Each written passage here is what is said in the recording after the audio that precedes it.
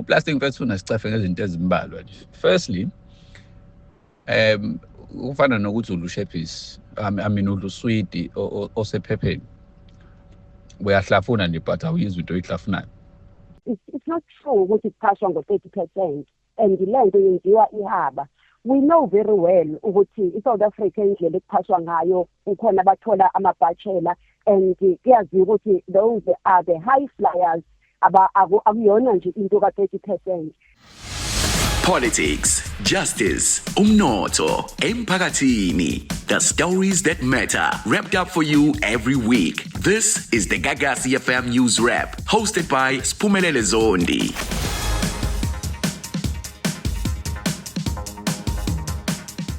Hey Dola, Siphumelele Zondi unondaba ofika neindaba every single week right here kwi-Gagasi FM News Wrap. Kuyekuthiwa lukhu usuku oluphela zingekho indaba. That's why sinifingqela la kwi-Gagasi FM News Wrap.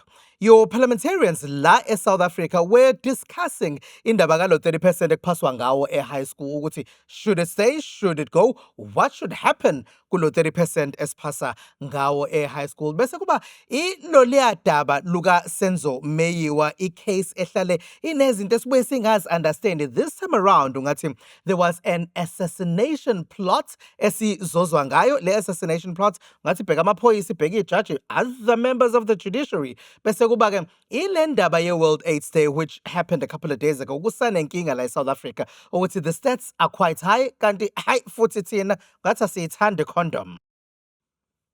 The Senzo Meyiwa case keeps on having disturbances amaningi. Siyazi ukuthi kunezinto eziningi esibuye singayi-understand kuleya case ngoba kwake kwathiwa kwagqekezwa, kwake kwathiwa kwasulwa igazi, amaphoyisa abandakanyeka mhlawumbe nawe ekusulweni kwalelo gazi. What happened this week outside court ukuthi amaphoyisa abejaha abantu abathi have been plotting to assassinate amaphoyisa, members of the judiciary, including ijaji uRata Mokgoatleng. Kuthiwa inkinga khona la ukuthi labantu have been going to court just about every single day. Ungazuthi bafuna ukubheka ukuthi engabe labantu banga-assassinatwa ngayiphi indlela. Amaphoyisa ayasho ukuthi they did call some people in. About 3 people have been called in. Abakabophi muntu njengamanje. Apparently they have seized some devices as well. Ngoba bafuna ukubheka ukuthi ama-discussions enzekayo through these devices, could they link them to a possibility of an assassination attempt? Yeah, jaji, amaphoyisa, other members of the judiciary kule case. Iyaqaka kodwa le kunempica abadala nje evele ibe nkulu kule case kaSenzo Meyiwa ukuthi kwasekuqaleni kulokhu kwathi inhlo kuyabuzwa ukuthi kwakunabantu lapha endlini. Labantu abakaze babizwe ukuthi bazo-testifya abaningi babo, and kuyashiwo ukuthi abantu ababe lapha endlini akekho noyedwa kubona owake waboshwa ukuthi kwenzekani kule case, into engachazeki, and ingachazeki njalo a case that keeps on dragging and dragging and dragging, and sekuphele iminyaka sizwe into ezinkulu kule case. Manje sesizwa a possibility of a plot yokubulala ngisho ijaji imbala, including the police asebenzayo laphaya ecourt. Engabe khona yini okukhulu esingakwazi, especially as we are hearing ukuthi ungathi kuneyinkinga about the influence yabantu iy'phathimandla zakulelizwe into the judiciary. Engabe nala kunaleyo nkinga ngoba sike sezwe kubizwa amagama amakhulu ake abizwa nakwamanye ama-commissions that are looking at other things. It makes you wonder uma ngabe sekuney'nkinga ey'nje zokuthi there are assassination plots or possibilities of those assassination plots. World AIDS Day happened ey'nsuku nje ezingengaki ezedlule, and kuyasho ukuthi about 8 million of abantu bala eNingizimu Afrika basaphila nalo leli gciwane noma isandulela ngculazi, and it does seem like South Africans are not quite using protection the way they should be. Siyazi ukuthi kwake kwaba nenkinga la eSouth Africa when a lot of people were complaining ukuthi kwake kwahamba inqwaba yabantu ngenxa yayo le HIV ne-AIDS, but medication was eventually found. Abantu sebeyakwazi ukuthatha iphilisi asithi libe lodwa nje vo ukuthi likwazi ukubasiza and possibilities of other medication as well. Kodwa ke sike sabuza nina uma sizwa lama stats ukuthi abantu don't quite like using condoms. Do you like using condoms? We asked you. Uplastic mfethu unasicefe ngezinto ezimbalwa nje. Firstly, ufana nokuthi ulushephisi, uluswidi osephepheni. Uyahlafuna nje but awuyizwa into oyihlafunayo. So you don't really enjoy it. When I got involved with my new partner, we went for the testing initially. We do the tests regularly, so I think I'm at a point where I trust him. Also, I think ngiyasaba ukumcela more than anything. Ngiyasaba nje ukucela because ngiyasaba ukuthi mhlawumbe uzothi I'm suggesting ukuthi may have multiple partners. Na inkinga engiba nayo is ukuthi hey, this other gender, they don't want to use them. So sometimes you just end up accepting because it ends up becoming this big fight all the time. But hey, siyazama nathi Nkosi yami. Kodwa ukuthi nje kuzoqondana nje abantu bethandane nje clean, ayi akaze ngihlangane nakho lokho, akaze ngikubona. Hence why I keep on using condoms. Yo, I trust condoms kakhulu. Angilapho. I mean, I've been in a serious relationship and with my partner tester like every 3-4 months, just regularly, you know. Izathu esingenza ukuthi ngingasebenzisi i-protection or ngingapractice i-safe sex is because ngumuntu opreventayo, ngiyajova after every 3 months.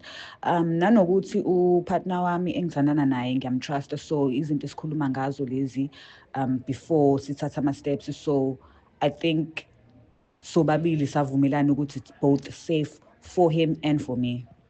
Ngiyazi ukuthi entweni eziningi we love saying that maybe authorities should be doing more, maybe in terms of education, maybe in terms of getting us to do the right thing. But in this particular one, hayi ungathi akuyona eyiphathimandla le ibheke thina uqobo, because authorities are not ekamereni nawe when you are making that decision that you will not use a condom ngesikhathi uyibandakanya kwizinto zocansi. But what seems to be happening here ukuthi ungathi sithola i-medication yanda ne-medication esizayo, we keep on making the choice yokuthi ungathi condom izosala ngaphandle. Siyamuzwa omunye ethi uyajova but umjovo awumsizi ekuthenini angakwazi ukuthola i-HIV. Umjovo umsiza ekuthenini maybe angakwazi ukukhulelwa azale ingane. We know ukuthi now people have to take just 1 pill a day and lelo philisi liyabasiza. Siyazi ukuthi there is a situation near PrEP ukuthi abantu mabefuna ukuyibandakanya in what people would call maybe unsafe sex without using a condom, bazosebenzisa yona i-PrEP. And manje kuyasho ukuthi kuzoba khona umjovo umuntu angawuthatha maybe once or twice a year, but that's not into yokuthi you don't have a chance at all yokuthi uyithole i-HIV. You can still get it.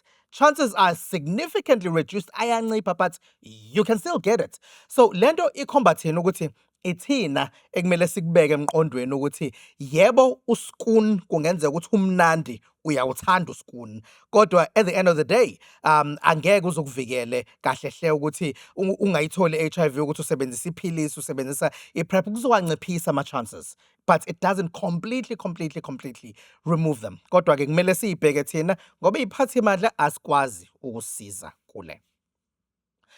In Parliament, ibusa, that is Build One South Africa, beyifake leya motion yokuthi i-passmark isuswe ku 30%.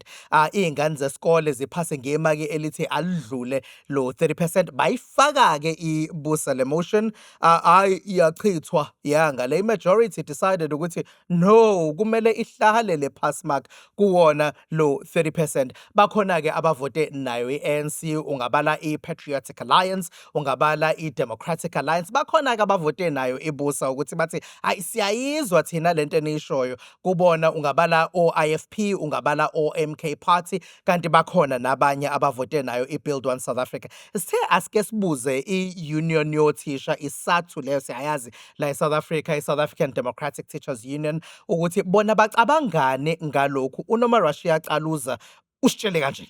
it's not true ukuthi kuphashwa ngo-30% and le nto yenziwa ihaba.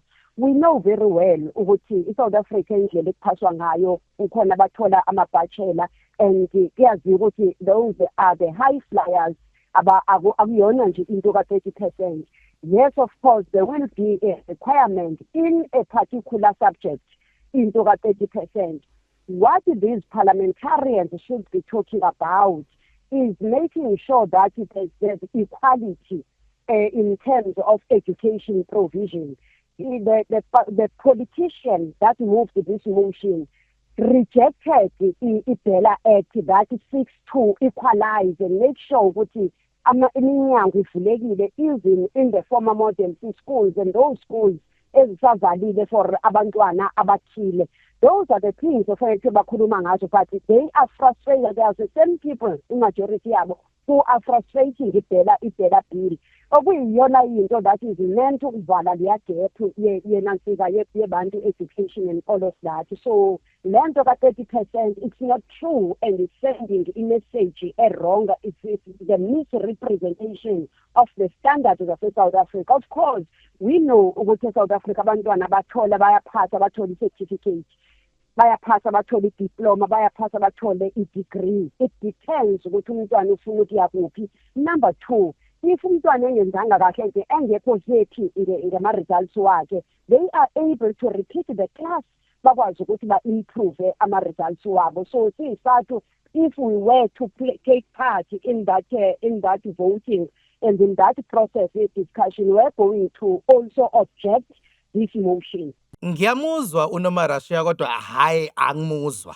As an academic uyazi ukuthi sike si-interview ama-students every single year sibone ukuthi khona la kushoda khona. So lo 30% ngisho abaphase bawudlula lo 30%, into oye uyithole ngesinye isikhathi ukuthi there is critical thinking that sometimes lacks ngoba kujahwe ama-marks eSouth Africa, and uthola ukuthi nomunye akawu-understandi lo 30% ukuthi usho ukuthini ngoba they haven't been adequately informed ukuthi ama-marks ase-high school asho ukuthini. Khona iy'kolo ukuthola ukuthi mhlambe zijaha nje u-100% pass rate. Lo 100% pass rate, that's the kids will be getting. Uthola ukuthi ngesinye isikhathi nazi iy'ngane aziwu-understand ukuthi nje mangiphasile noma ngithole u-30%. Couple of days ago actually, I did have a conversation nomuntu obengitshela ukuthi ufuna ukufunda e-university, ngathi ngicela ngisendele ama-marks akhe. Uma ngiwabheka ama-marks akhe ibona labo 30% akakwazi ukufunda e-university. The chap did not know ukuthi lama marks aphansi ngalolu hlobo ano 30% no 30 something percent bese beba khona no 40 nalaphayana akacosha coshe ukuthi it can't guarantee him a placement laphaya e-university. Nokuthi yini le engaka efundiswayo ukuthi umuntu akayazi u-70% we-syllabus, uwazi u-30% nje kuphela kodwa kuthiwa uphasile. Khona futhi uma kunenkinga yokuthi akazi ukuthi u-30% usho ukuthini, because that information should also be given ukuthi yebo ngiyamuzwa uNomarashiya methi there are bachelor's passes, yebo ngiyamuzwa, but at the same time iy'ngane ziya-explainelwa yini kahle hleze sasesikoleni ukuthi uma wena uphasa ngo-30 bani angeke uzokwazi ukufika e-university or e-University of Technology, uzogcina mhlambe kumele ubheke lapha certificate programs ongawenza ngoba uthola ukuthi abaningi baney'fiso ey'nkulu kodwa-ke ama-marks mancane kakhulu. But njengoba ngisho ukuthi even those who have passed ukudlula lo 30%, you'll find ukuthi there are skills that haven't been given to them. For example, kuzothiwa funda i-period learning, umbuzo mawuthi i-answer it, umbuzo mawuthi i-answer it. Abanye baze bawacule ama-questions, baze bawacule ama-answer ukuze bazi ukuthi khambajani, but they're not really understanding what they're learning. Uma labo-ke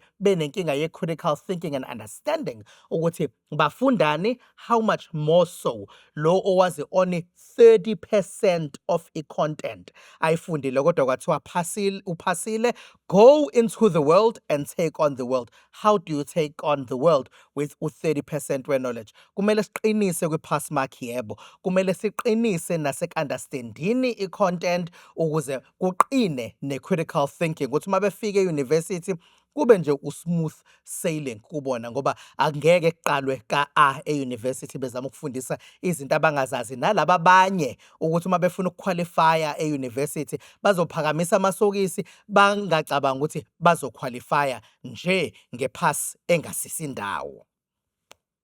All right, that's all I had for you right here on Gagasi FM News Wrap. Ungakhohlwa ukuthi uyakwazi ukuyithola every single episode. Le namanye sesike sanginika wona. They're all available on the Gagasi FM app.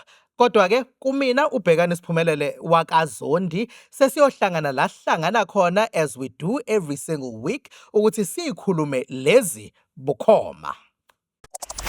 Catch a brand new episode njalo ngolosihlanu ngo4 ntambama. You can watch the podcast noma ungalalela i-podcast kwi-app yethu noma inini noma kuphi. Gagasi FM News puts KZN first.